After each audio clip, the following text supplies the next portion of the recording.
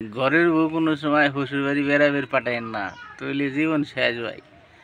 ছাগল গরু দেখতে দেখতে ভাই আমি আজ 2 দিন শেষ হয়ে গেছি। গরম পানি করতেছি, গরুরে পানি খাওয়ান লাগে, জীবন শেষ রে ভাই।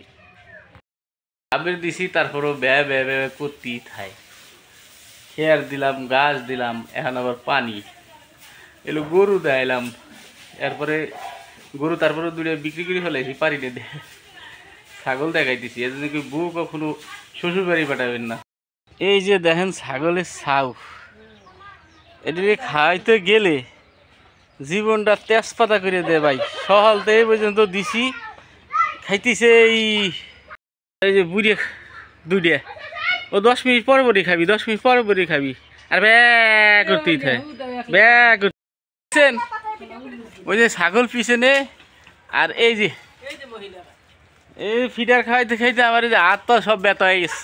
এই যে দেখেন এলাকায় ভাই কেউ মনের বলে বউ শ্বশুর বাড়ি পাঠায় না, তাহলে বউ শ্বশুর বাড়ি পাঠাইলে জিন্দগি শেষ করে দিবি, তাবা তাবা করে ফেলাবি, তাবা তাবা।